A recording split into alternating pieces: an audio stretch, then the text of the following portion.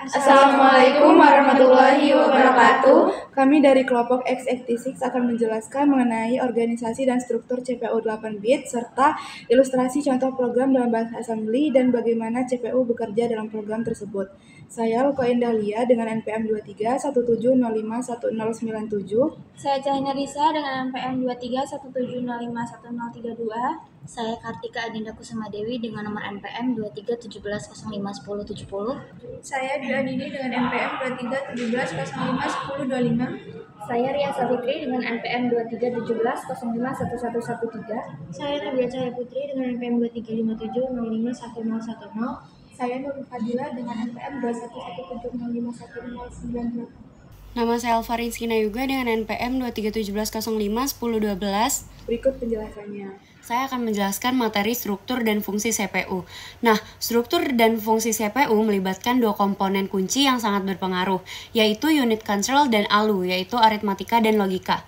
Nah, unit ALU yang terletak di bawah register memiliki peran utama dalam membentuk berbagai fungsi pengolahan data pada komputer. Unit ini sering disebut sebagai bahasa mesin karena terdiri dari instruksi yang menggunakan bahasa mesin. Nah, unit ALU ini penting dalam pembuatan CPU 8-bit karena berkaitan dengan operasi mesin. Unit ini terbagi menjadi dua komponen utama, yaitu aritmatika, yang menangani pengolahan data yang melibatkan perhitungan seperti penjumlahan. Yang kedua, unit logika, yang bertanggung jawab untuk operasi-operasi logika lainnya. Selanjutnya yaitu set instruksi. Set instruksi ini cukup menarik ya dalam rancangan komputer, di mana instruksi-instruksi ini mengandung sebuah kode operasi.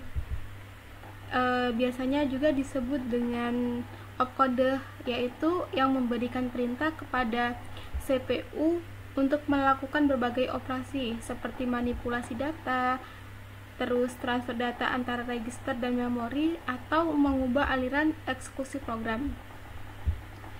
Setiap instruksi ini memiliki format yang terdefinisikan dengan jelas. Biasanya terdiri dari opkode dan mungkin juga operate, yaitu opkode menentukan jenis operasi yang akan dilakukan. Sedangkan operate adalah data atau alamat yang terlibat dalam operasi tersebut. CPU akan membaca setiap instruksi dari memori, menerjemahkan opkodenya, dan menjalankan operasi yang sesuai. Selanjutnya ada penyajian data. Dalam CPU 8-bit, penyajian data ini melibatkan representasi binar dari informasi. Dalam kasus CPU 8-bit, data biasanya disajikan dalam bentuk bilangan binar dengan panjang 8 bit. Setiap bit mewakili keadaan nyala atau mati yang masing-masing mewakili sebuah nilai dalam sistem bilangan binar. Contohnya, ada angka desimal 170 yang jika dikonversikan ke dalam bilangan binar menjadi 10101001. Lalu ada teknik atau metode pengalamatan. Ketika program dimulai, PC diinisialisasi dengan alamat memori dari instruksi pertama dalam program. Kemudian CPU mengambil instruksi dari memori pada alamat yang disimpan dalam PC, lalu dikodekan dan dieksekusi oleh CPU. Nah, cara CPU mengakses alamat operan pada instruksi inilah yang disebut teknik atau metode pengalamatan. Pengalamatan terdiri dari dua jenis utama, yaitu offline dan operator. Pengalamatan offline menentukan lokasi instruksi dalam memori utama dan register CPU untuk meningkatkan efisiensi dengan mempersingkat instruksi. Sementara pengalamatan yang terkait dengan operator memungkinkan CPU mengakses operan dalam operasi aritmatika atau logika. Oleh karena itu, teknik pengalamatan sering disebut sebagai metode pengalamatan karena mempengaruhi cara CPU berinteraksi dengan memori dan register. Selanjutnya kita masuk ke materi pengorganisasian memori dan juga bus system. Kita ketahui memori adalah elemen kunci dalam komputer, terdiri dari ROM dan juga RAM. RAM sendiri menyimpan data sementara, dan jika komputer dimatikan, data tersebut akan hilang, sedangkan ROM menyimpan data permanen walaupun komputernya dimatikan. Selanjutnya kita masuk ke bus control. Jalur koneksi antara komponen komputer memungkinkan CPU mengakses memori terdiri dari control bus, yaitu menghubungkan bus internal dan eksternal CPU. Address bus menentukan lokasi data di memori, dan juga data bus mengirimkan data antara CPU dan memori. Materi selanjutnya akan dilanjutkan oleh rekan saya. Terima kasih. Baik, selanjutnya ke input-output. Jadi input itu merupakan bagian penting dalam sistem komputasi. Perangkat luar digunakan untuk memasukkan atau mentransfer data dari luar ke dalam mikroprosesor untuk diproses dan diterjemahkan secara digital. Contohnya adalah keyword yang ada di dalam konsep logisme buatan, yaitu output adalah keluaran atau hasilan dari proses yang dilakukan oleh sebuah sistem komputer. Output ini bisa berupa data yang ditampilkan atau diterjemahkan dari hasil proses yang dilakukan oleh mikroprosesor. Contohnya adalah data digital yang akan tampil pada layar monitor ini. Selanjutnya, untuk menghasilkan output ini, komputer akan menggunakan perangkat lunak keras yang terhubung dengan sistem mikroprosesor.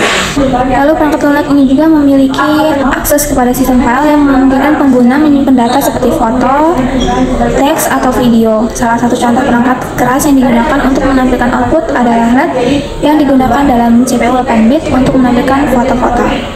Baik, selanjutnya akan dijelaskan oleh rekan saya.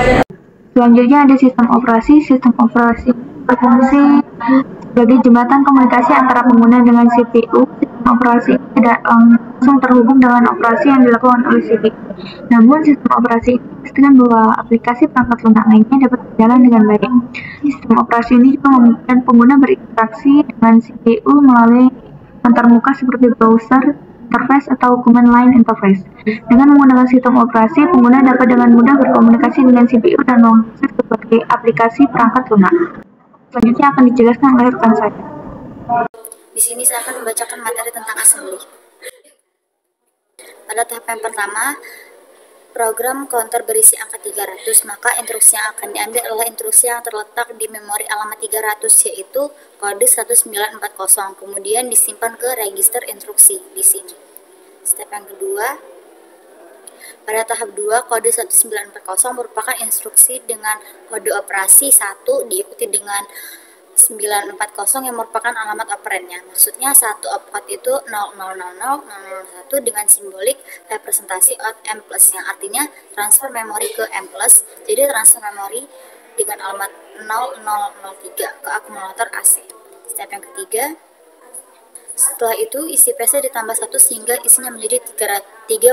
Artinya instruksi berikutnya yang harus diambil dari memori dan dieksekusi terletak di memori alamat 301, yaitu instruksi dengan kode 5941 dengan mengandung opcode-nya 5 dan alamat operannya 941.